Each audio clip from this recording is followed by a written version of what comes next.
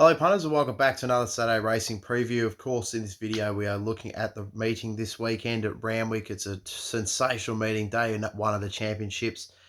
We've got the likes of the Group 1 English size produce for the 2-year-olds in race number 6. In race number 7, we've got the Australian Derby. Look forward to a Group 1 there. Looking forward to getting into that. And race number 8, of course, is the time-honoured TJ Smith Stakes. A really terrific edition of it once again this year. Always is every single year, so really looking forward to tucking into that as well. And of course the Group 1 start, the Star Doncaster Mile, which is also quite a nice addition as well. Really big field for that, which is what we always like to see. Really looking forward to getting into that one as well. So really looking forward to getting into this card. It's a terrific day of racing. We're really looking forward to it, and we're so grateful that it is still going and still viable at the moment, because with a lot of things at the moment shut down, we've got to enjoy it while it lasts. So hopefully we can continue on into this future for as long as possible, and we just enjoy it while it's here. So looking at race number 1 at Randwick on Saturday. We're looking at a 12 horse field in the first race of the card, 1100 metre Whitton Kindergarten Stakes. Look at the speed map in this one. Forbidden Love and Rulership and Harmonium, I'd say, will find the top. Damaged will probably get across towards the speed, probably sitting behind with Zefterbrook as well. Doubtland is obviously on debut here, so not too sure how that's going to come into the run, as well as long weekend number 7 as well. But I'd say both will probably drop back a bit in the field. Doubtland, of course, has had the one run so far, but it did come from towards the back of the field and let down nicely. So look at first race of the card. Look, I do have to lean with Rulership, I think, here. It has the best form lines coming into a race like this. Really nice trial recently at Randwick on a soft surface.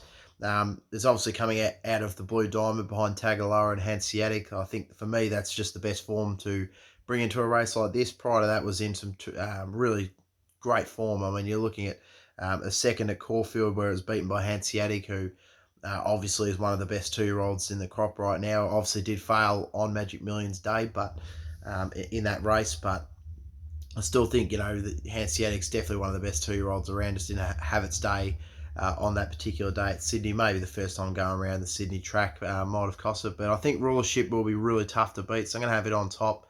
Ahead of number 5, Doubtland, who really was terrific, like I mentioned before, on that debut run on the Kensington track. It was really let down nicely from the back and won well.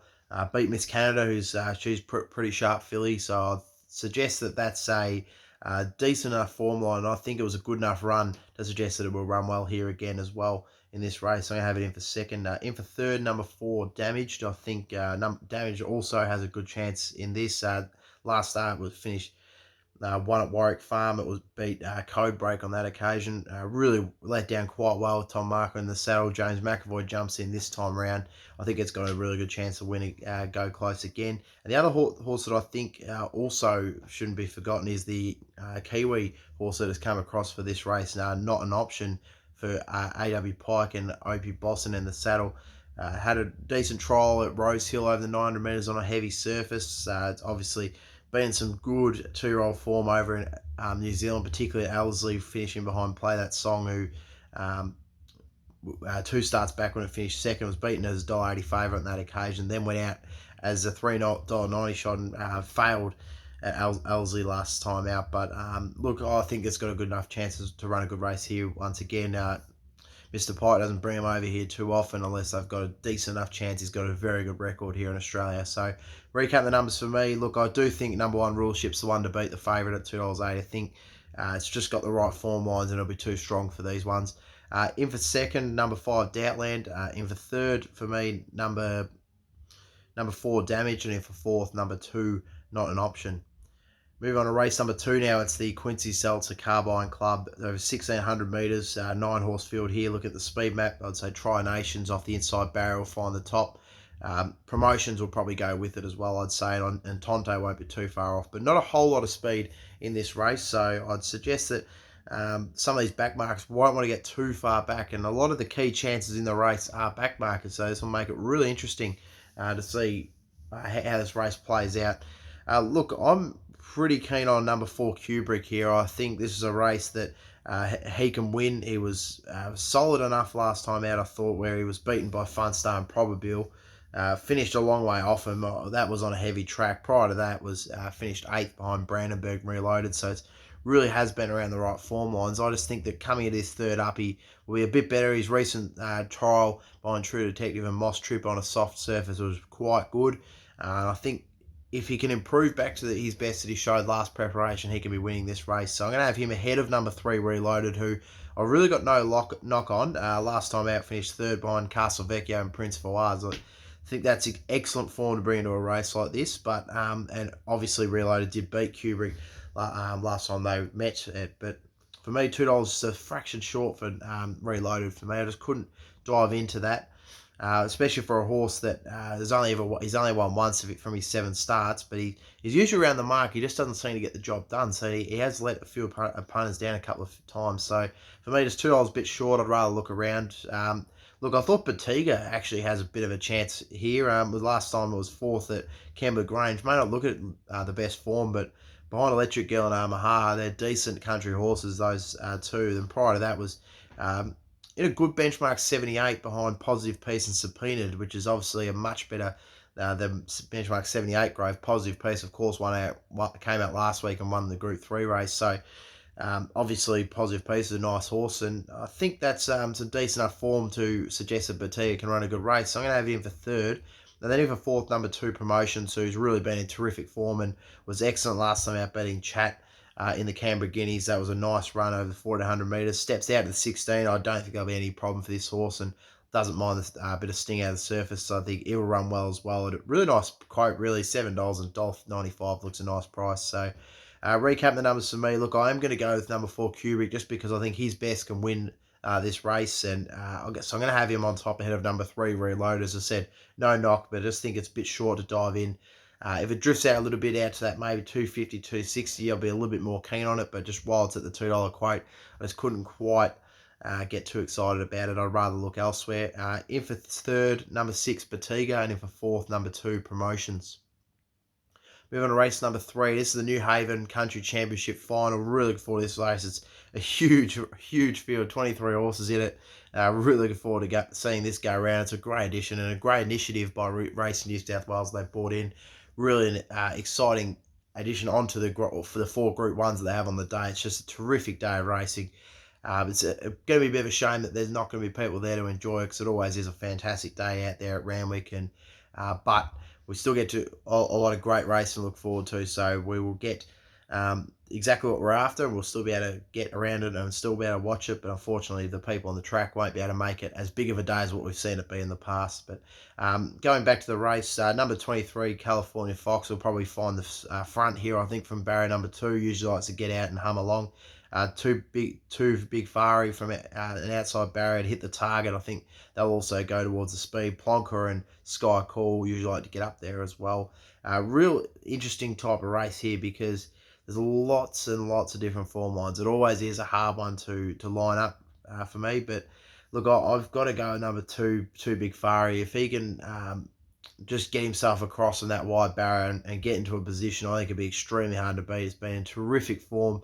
I really liked his run 2 starts back at Warwick Farm, where he beat Mr. Wong on that occasion at benchmark 70. I thought that was a great run, and I think that obviously went to Musselbrook and beat Bobbing, who Bobbing goes around the $4 favourite. I think 2 big Fari, I don't see how they've got a difference in price, to be honest with you. I think that 2 big Fari is definitely the better chance, so I'm going to have him on top. He's 2 for 2 at this distance range of the 1400. He's four starts on a soft track for 2 wins, 2 placings. So I think we could take him each way.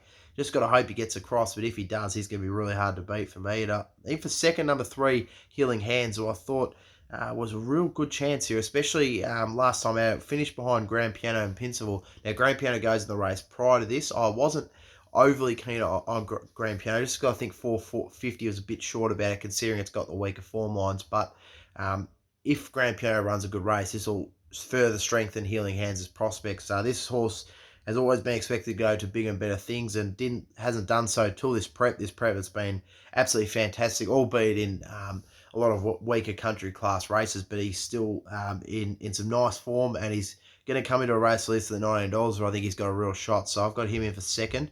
In for 3rd, number 6, Julian Rock, who has a bit of a tough gate to overcome. But again, a horse that has run in some real nice races. It was pretty impressive winning at Maruya last time out. Prior to that, was second at Rose Hill behind No Escape on a heavy track. So I think that was a nice run, and I think again a similar performance. We'll see it go really close to winning this. So I've got in for third, and then in for fourth. Look, it was a bit of a hard one. I'm gonna go. I was gonna put bobbing in. I think look, he's a horse that really does know how to show up on a day like this. He's got a lot of talent and a lot of ability, and he was second, of course, behind Too Big Fairy last time out. And I think if I'm going to have Too Big Fairy on top, I've got to put Bobbing around the mark as well.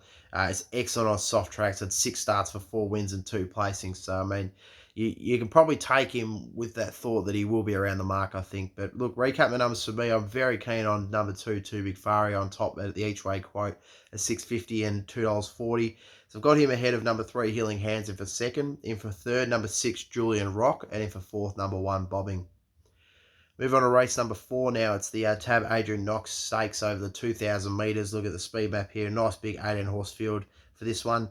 Not a whole lot of speed considering. I think Dorothy Oz will find the top, and I can't really see too many others on paper contesting that speed. So it'll be real interesting to see, once again, similar to a couple of races prior, where some of these more fancy runners get in the running transit. But look, I'm quite keen. Look, I think Dorothy of Oz actually is a bit of over the odds, really. I mean, you think it's $15, and it's a horse that is going to find the front. It's going to be able to do its own thing. Oh, I'm actually going to put it on. I think I'm going to put it on top for me, to be honest. I was tossing up between that for Shino, but I think that I'll have Dorothy Oz on top because, I mean, you look back at its form and it is quite good. I mean, it's 8th last time out reads a lot better than it does. It's only a length and a half off Asiago and Shout the Bar. Now, Shout the Bar obviously came out, won a Group 1 last week, so that's some terrific form to bring into a race like this. Prior to that was 5th behind Voltastana and Miss Scorcher in a Canterbury race there, and it was a good run there. So, look, Dorothy Oz has been around the mark, and I think that if it's able to lead and dictate terms of Adam Hieronymus in the saddle, we saw what he was able to do on Shout the Bar last week. He might be able to do that again here. So I think he's going to be tough to beat. So I'm going to have Dorothy of Oz on top. I think that she can lead all the way and be hard to run down. And so I'm going to have her ahead of number 3, Collett, who just a bit too short for me. I mean, has a lot of ability, got to concede that, but it's stepping from benchmark 64 right up to the big leagues now. And I think that 230 about it's just way too short, but I do concede it'll be right in the finish, I believe. Number 11, Amido, definitely going to give it a bit of a chance as well. It's been in some terrific form, albeit in weaker races, but look, the second 2 starts back to Ice Bath looked quite good as well, so could relish running the 2,000 metres, and it is in good form, just has a tricky gate to overcome. The other horse I think has got a nice chance in this is number 1 for Sheena. Like I said, I was tossing up to put it on top, but look, it was its recent run was obviously last week, so it's gone the quick backup. It was behind Shout the Bar and Probabeel. Now, it was a decent run. It was obviously a long way back in the field, but so it's hard to tell how good it would have done. But prior to that, it was a third behind Rubisaki and Pretty Brazen, which at Flemington, which for me is very, very good form. So the only query I have with Shishino is the wet track form. She just isn't a horse that gets through the wet track, unfortunately. So that's why I had to bump her down a little bit. But look, I'm quite keen on number 5, Dorothy of Oz here. I think she could dictate the terms and be hard to catch. So I'm going to have her on top to beat. Number 11, Amido. Number 2, Collett, in for second. In for third, number 11, Amido. And then in for fourth, number 1 for Shino. All horses I do give a chance. So I think number 2, Paradis, does have a nice chance as a progressive horse. And I followed it a lot through its prep so far. But I just think that I'm just not too sure how the form lines stack up compared to some of these Sydney sides, just personally. So I'm going to have it. I didn't put it on top. Betcha Flying's Best could definitely go close to winning a race like this. And as it was an improved effort last time out behind Paradis at Moonee Valley. The other horse I thought was hugely over the odds is number 14, Toffee Tongue, and I was extremely tempted to put it in my numbers. Its last 2 starts, it's gone very close. It was beaten narrowly by Dancing Gidjo, the 1550. And prior to that, over 1550, was beaten by Strange Charm. Now, this is a horse that I've always thought our Tavistock can get right up to the 2,000 metres. So at $34, could really entertain a go. And to be honest, I could even bring Collett out of my numbers just because of the pure fact I think it's too short. And put Toffee Tongue in. So if you're thinking Toffee Tongue has a bit of a chance, I definitely would recommend you have something each way on it as well if you haven't already done so. But look, yeah, Dorothy Oz is one for me to beat for me, just because I think it will lead, dictate terms, and Hieronymus can steal the race like he did on Shout the Bar last time out. Moving on to race number 5, it's the Schweppes Chairman's Quality over the 2,600 metres. Look at the speed map for this race here. I'd say that Angel of Truth will find the top. Great Glen will be not too far off, but again, not a whole lot of speed. So I'm interested to see where some of these back markers get to. And again, a lot of fancy runners in this field as well. But look, I think Mirage Dancer has a good chance here, but the only thing is it's wet track form, so I'm going to leave it as a place chance. But look, Gaelic Chief to number 3, I did tip him on top with a bit of, I guess I thought that he would be a nice chance a few starts back against Caufield, but look, I think he can run better here. He's out of barrier number 1. I think he can get prominent and just sitting just in behind them. And third up this preparation, he'll be much better. His third up form is excellent. He's had 6 starts for 4 wins and a placing. He doesn't mind a bit of sting out of the track, so 11 starts on a wet track for 3 wins and 4 placings. So I think from the barrier, I think he's got a very good chance at the $8. So I'm going to put him on top for me, ahead of number 7, Angel of Truth, who really hasn't been at the top of his form at this preparation. But if he's able to lead and dictate the terms, and on a wet track, which he does not mind usually, has had 7 starts for 3 wins now. He has been disappointing this prep, but you got to have a look at his form. I mean, last time he was behind Very Elegant, Mustajir. Prior to that, he's behind Master Wine and Mustajir. So, I mean, he has run in some top races, and he also was beaten by Tiakau Shark. So, I mean, when he finished 9th on that occasion. So, he has been in the real top level class. So, $11 about him is a fair price, and I think but I do think he's got a very nice chance as well.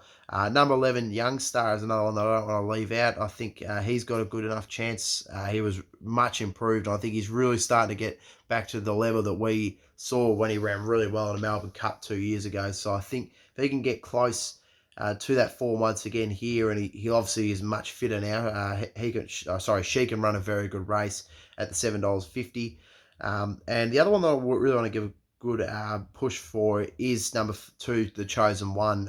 Obviously doesn't mind a wet track, and wasn't too bad last time out. Just got caught a long way back in the field when it was trying to get onto the back of Mugger 2. But look, this is a much easier race, and I think it'll improve off of that. But look, my numbers for the race, I'm going to land with number 3, Gaelic Chieftain, on top for me, ahead of number 1, Mirage Dancer, in for second. In for third, number 7, Angel of Truth, and in for fourth, number 11, Young Star.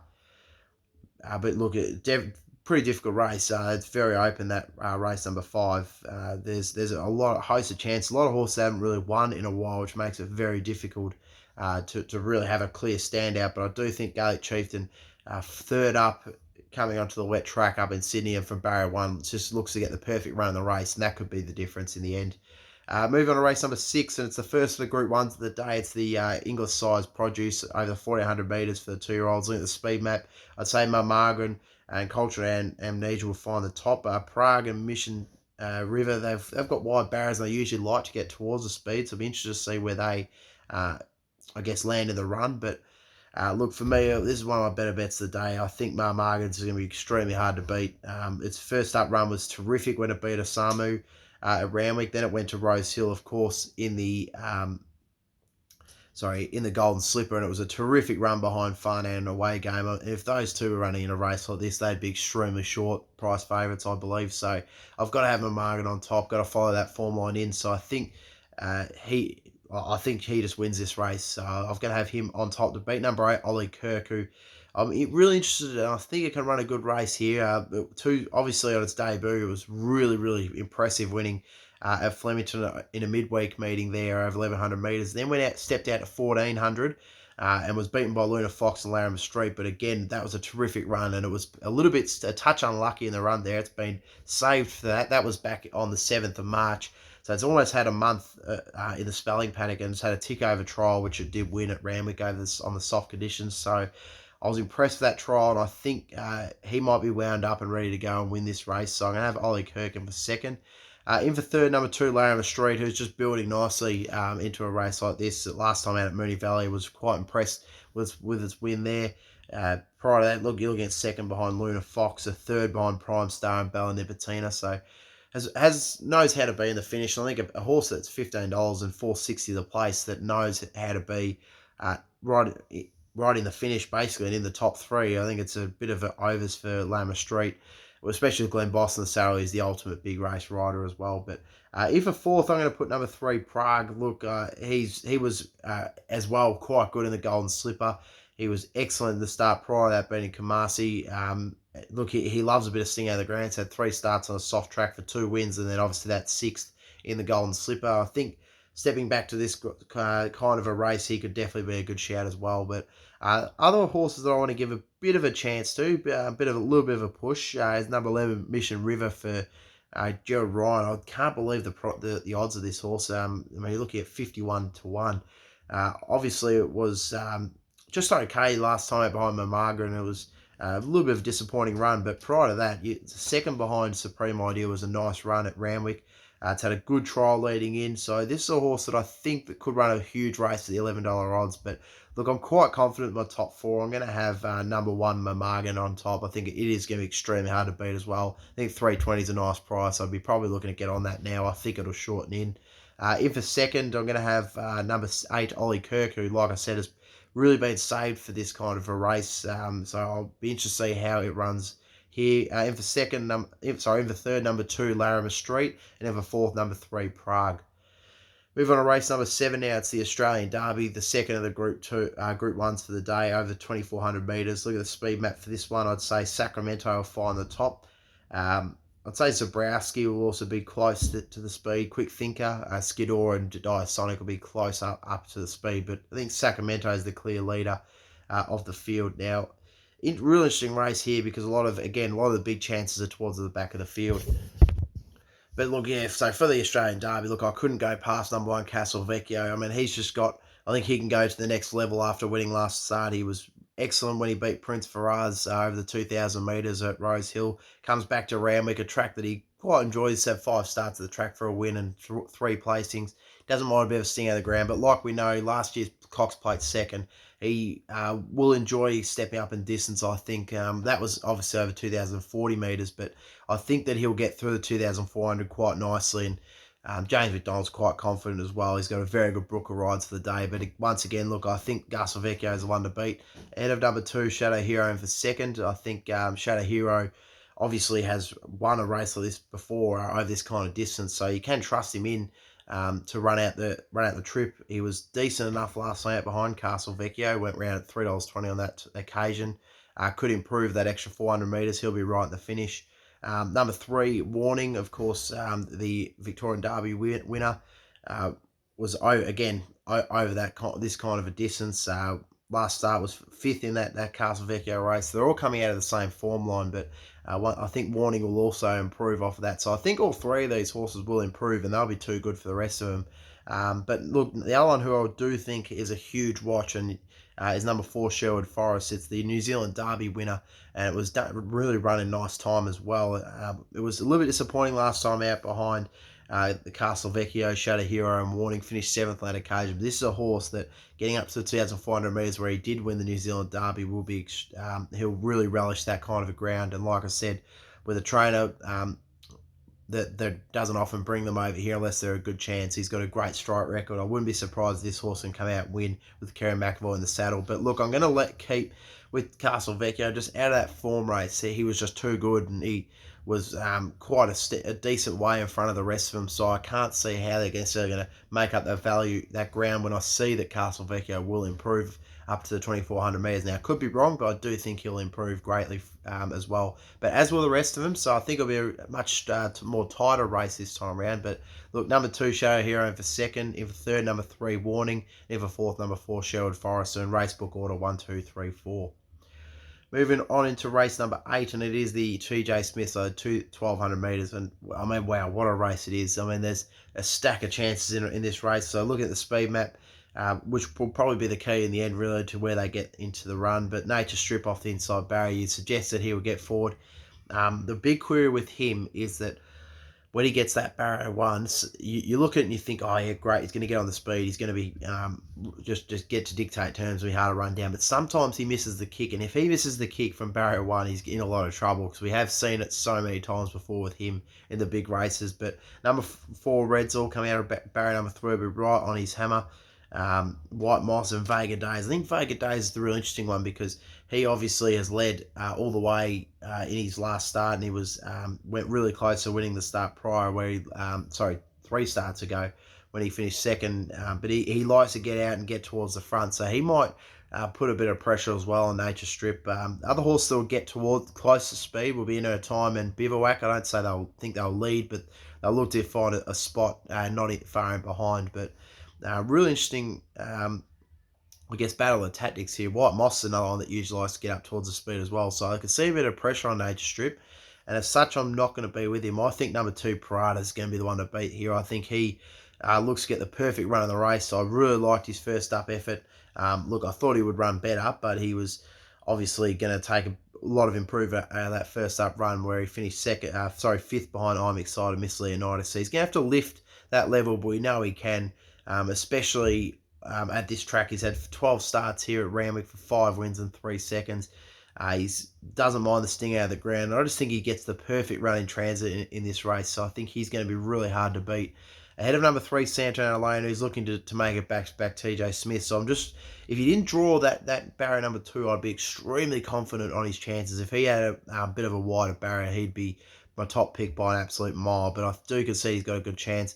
In for third, number 1, Nature Strip. Look, no knock on him, but I just think that from that barrier 1, and when there's a lot of pressure, usually pod into him on the speed, he does tend to struggle a little bit with that pressure. So I'm just interested to see how he reacts to it this time around. But look, I can see he's got a good chance once again, especially if he's able to lead and he doesn't overdo it. And if he's got his mind on the job, he will win. But there's always that query when he steps out of this kind of distance range, and also when he gets a lot of pressure in his races. So as for that, I can't dive into him at the 360.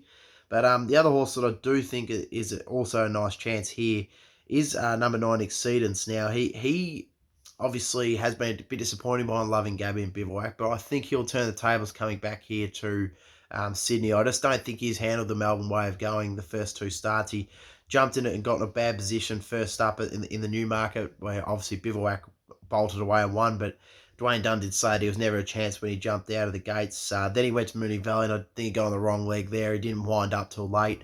So I think he's really got something under the bonnet. I think he could be a very good chance to win a race like this or go very close. So be interested to see how he goes. Other horse that I do give a chance to, I think Standout's been forgotten about a little bit. Obviously stepped out to the 1,300 metres last time out and had a bit of an issue there. But prior to that, it beat Elite and took care of her very easily, which is Elite is no slouch. So if he can return to that kind of form at $35, he's got a bit of a chance of being a smoky for a good run in the race here. Obviously, Loving Gabby, she's just a moral consistency. You can take her each way with a bit of confidence. Bivouac, obviously, his best will go very close, and he loves the sting out of track. So 5 starts on a soft track for 3 wins and 2 placings. My only concern is that maybe he's come to the end of his preparation. But interestingly, looking at his stats, he's had 2 starts 4th up, and he's won on both. So he could come out and win again. Trekking, we obviously saw one run really well in the Everest, and then it went over to Ascot. Ran 4th behind Haydock there in the Winterbottom. So look, again, he's got a chance here. I think he might need this first up run though, concedingly. And who can forget Redzall? Now, the interesting thing with Redzall, right, I'm not going to put him on top while we're on a soft track, but if there more rain comes before tomorrow, I'm going to give him a very, very big chance to run a good race, especially being up on the speed. And at his favourite track in Randwick, he hasn't often missed here. He's had 19 starts here. He's had 9 wins and 6 placings. So he's often around the mark when he runs here at Randwick, and he's obviously the great grand final performance. And he's got decent third up stats as well. So he does have a chance, but while we're on the soft track, I've got a few ahead of him at the moment. But so recap my numbers. Number 2, Parada. I think this is his race. This is the one that they've prepped him for, and he's going to win this ahead of number 3, Santana Lane, who, like I said, if it drew a better barrier, I'd be extremely confident that he wins. In for third, number 1, Nature Strip, and then in for fourth, number 9, Exceedance. Move on to race number 9 now, and it's the Doncaster Mile, the 1600 metres, big 24 horse field, exactly what we like to see. Let's look at the speed map. Quackerjack and Wolf will probably find the top. Say Contapatiro might get up there and challenge them for the speed, but I think that they'll both find that they will find the speed and be the ones to chase down in the straight. But look, it's a real tough race. You've got to really break it down quite in depth. But look, I'm keen to go Colding here. I think he's got something up his sleeve. Hugh Bowman stays in the saddle. It's a tricky gate to navigate, but there's a bit of speed out wide, so hopefully he can follow them up and get into a prominent spot. He comes back here, and they've been saying in his first few runs, obviously down at here in Victoria at Caufield, that he just hasn't been able to handle the Caufield way of going. He's gotten onto the wrong leg and he just hasn't been himself. But coming now back to Randwick, a track that he loves, he's had 5 starts for 3 wins. Obviously coming back to the scene of the Epsom that he won. He's also very good at when there's a bit of a sting out of the track as well. He's had 3 starts for 2 wins and a placing on a soft surface. So I think with that bit of a bit of give in the ground, and also coming back onto Sydney, he can run a huge race, and I wouldn't be surprised if he goes and wins this at the $17. So I'm going to put him on top, ahead of number 8, Super Seth, who he was quite good last time out behind Dreamforce and Boston. He got wound up late, just got a long way back, and it was the leaders who dictated the terms there, so willing to forgive that run. I think that he's got to be within a chance here, because Anthony Freeman is trying to get that Group 1, and he's really set him up for the Sydney preparation. And I think that he can run well again. He's had good market support as well. He's been 15 into 850. He's come back out to 950, but I think he can run a huge race. And a horse that I was hoping would be a little bit forgotten about, because I'm going to have a little something each way on him. He's number 17, Shared Ambition now. It's a horse that last prep was really being looked to target the Melbourne Cup this year, so I'll be interested to see whether they still go ahead with that. He's obviously coming from 2,000 metres back to the 1,600, which is a little bit of a concern for me, but he really did take care of Youngstar last time over 2,000 metres, and he looked very impressive. He's extremely good on a soft surface, 4 starts for 3 wins. And I find it interesting that Wiles brought him from the 2000 back to the 16. So I'll be interested to see if he can run a race as well. And number 19, Brandenburg, of course, the youngster with only the 50 kilos, 50 and a half kilos, Glenn Boss in the saddle, is a horse that's really been ticking along nicely. This prep was very good 4th in that race that I mentioned before at Rose Hill, the George Ryder, behind Dreamforce and the Bostonian.